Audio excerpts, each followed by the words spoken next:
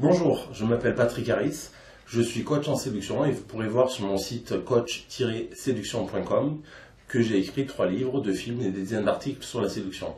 C'est la raison pour laquelle je vais vous parler d'un thème qui m'est cher, c'est pourquoi et comment ne pas passer pour un dragueur, évidemment lors de la rencontre. Il est essentiel de ne pas passer pour un dragueur quand vous rencontrez une fille, et ceci pour 3 raisons.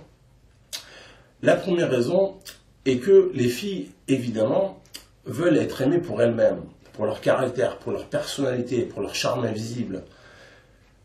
Or, quand elles reçoivent un dragueur manifeste, qu'est-ce qu'elles pensent? Elles entendent implicitement, moi j'ai envie, j'ai l'intention en tout cas, de coucher avec toi, alors que je ne te connais pas vraiment. Et les femmes ne veulent pas être aimées pour leur physique ou pour leur visage, elles veulent être aimées pour leur personnalité. Ça, c'est la première raison. La deuxième raison, c'est que les femmes entendent, depuis qu'elles sont toutes petites, qu'elles ne doivent pas passer pour des femmes faciles.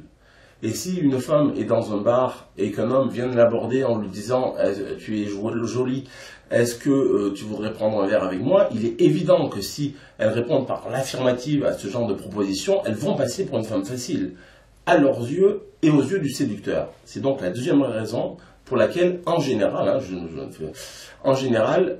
elle rejette le dragueur. La troisième raison est la raison la plus importante.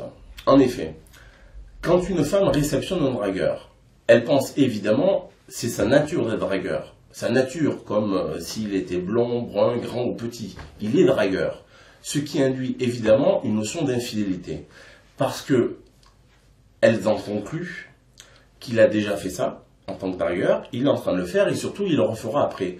Or, les femmes ont extrêmement, comme vous le savez, d'animosité envers l'infidélité. Pourquoi? Parce qu'elles sont programmées inconsciemment non seulement pour procréer, mais aussi pour trouver l'homme qui est censé s'occuper des enfants qu'il lui fera. Et un homme qui est infidèle ne s'occupera pas de ses enfants. C'est la raison pour laquelle un homme qui paraît dragueur paraît infidèle et la plupart du temps, dans 95% des cas environ, rejeté par la femme qui est abordée. Ce sont les 3 raisons pour lesquelles j'ai le sentiment qu'il ne faut pas aborder une fille en lui disant « t'es jolie, t'es bien habillée, est-ce que tu as l'heure, est-ce que tu as une cigarette ou autre ». Il faut parler d'un sujet général, il faut se renseigner, demander un avis et en fait faire durer cette première phrase qui s'appelle l'entrée, c'est-à-dire qui concerne donc, le sujet général le plus longtemps possible avant d'attaquer le bris de la glace, c'est-à-dire qui va concerner un sujet plus intime. Le séducteur doit passer pour quelqu'un de lambda.